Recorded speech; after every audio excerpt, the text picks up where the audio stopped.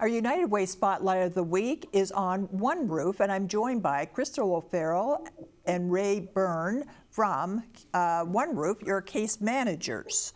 Krista, I'll start with you. Tell me what some of the programs are. Well, start out by telling me what One Roof is.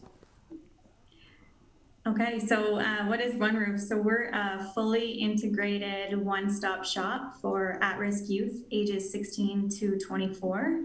So any issues related to housing and homelessness, mental health and addictions, poverty, trauma, abuse, conflict with the law, any service a young person might need, we offer in a single site location.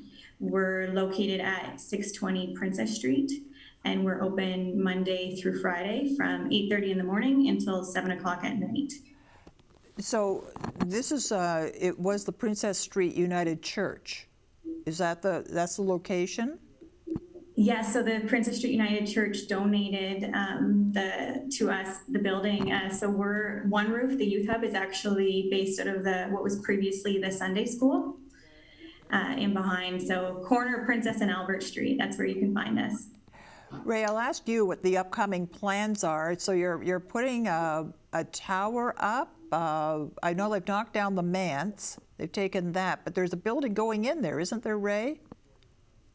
Yeah, so they're going to have some transition housing for young people that are facing homelessness. So I believe there will be 50 units, and 8 of them being emergency. So okay, they have lovely little apartments. We've seen plans for them, and they had a mock-up of it in the church, and they're nice little bed sets. Yeah.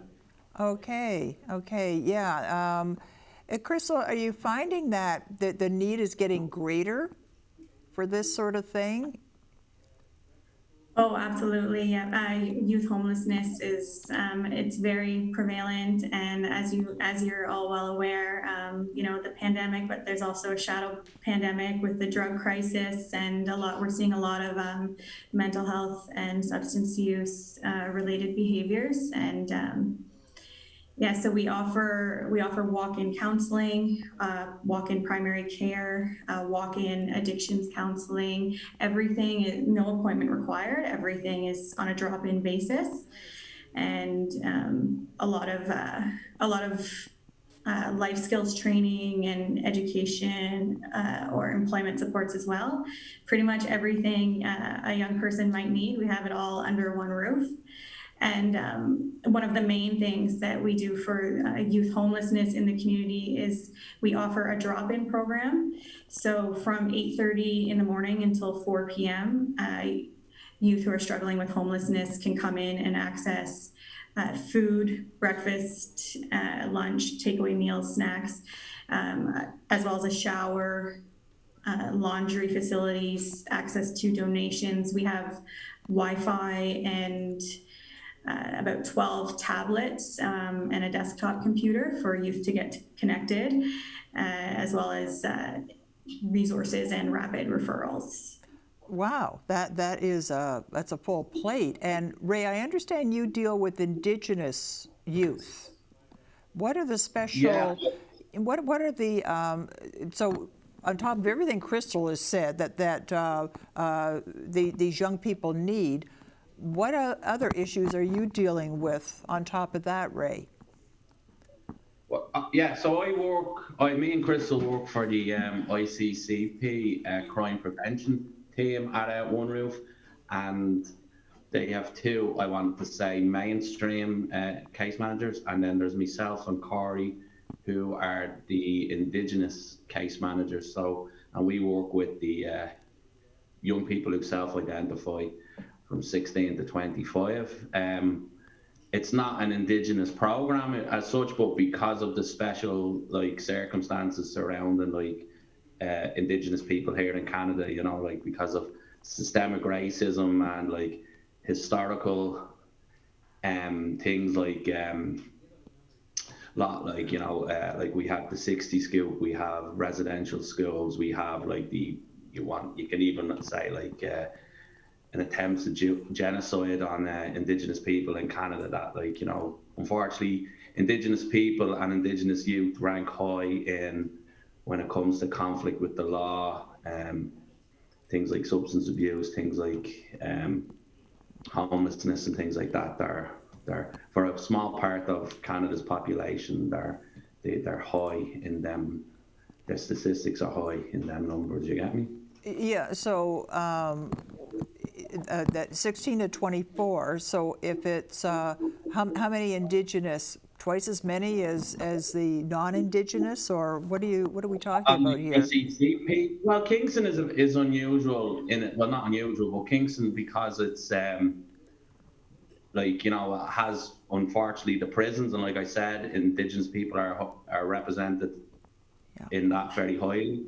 It's the hospitals here from communities up north. We have two territories around us, like we have Tyendinaga and the Algonquin people of Charlotte Lake. So there is there's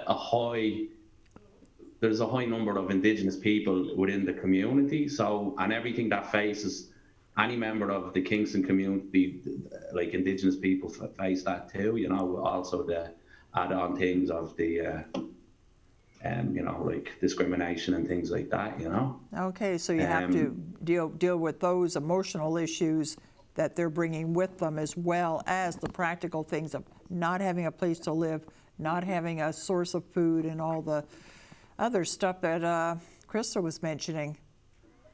And then also because historically, like, so we get Indigenous, we get a lot of young people coming in saying that, oh, my granddad is Indigenous, my ma is Native, like, but, like, you know, so therefore they're Native, you know, Indigenous, and but they might not know enough. That might be where their knowledge ends, you know. So we have, like, because of being an urbanized Native young person, like, you know, because of them historical reasons, I said, like the 60 scoop, the residential skill, a lot, that connection to their home communities. Like, so we do have a lot of young people come in that all they know is that they have Indigenous heritage. So, you know, when they come in to do programming or work with some of the knowledge keepers or community members here, like, maybe sometimes they're a bit reluctant because they are unsure, or maybe there's a bit of embarrassment, like, you know. Sure. But also we have some great young people that come to our group, like that work that come with the Indigenous program, and that are from families and communities that their knowledge is, they know a lot about their culture and traditions, and not only do, like, does our so they just knowledge, so in a sense, so they share. It's like a peer mentor, like peers, like they're looking at young people the same age as them, and they're like, oh, that's great. Oh, he knows some songs, he knows some language, he knows, or they know, or she knows. You get me? Like, so it's right. It's brilliant that you have different experiences to join in, and I understand. Able to help one another out, you know. Yeah, well, it's good that you offer this service. Chris, I'll go back to you. I understand the United Way is responsible for a lot of your success. Can you tell me about that? Absolutely. The United Way was very generous with one roof. So previously, before we moved to the Princess Street location, we were in a relatively small space at Berry Street. And we moved a year ago, and United Way funded their renovations for the great big beautiful space that we're in today. And we were able to, in a bigger space, we were able to offer a larger capacity for, like, the scope of clients that we serve. We have more programs. We can have more community partners in the building. We have over 27 community partners. And so the United Way has literally helped us grow into what we are today. They also fund several of the youth homelessness positions, so street outreach and housing first roles, as well as they support our transitional and supportive housing programs, so like Rise at 149.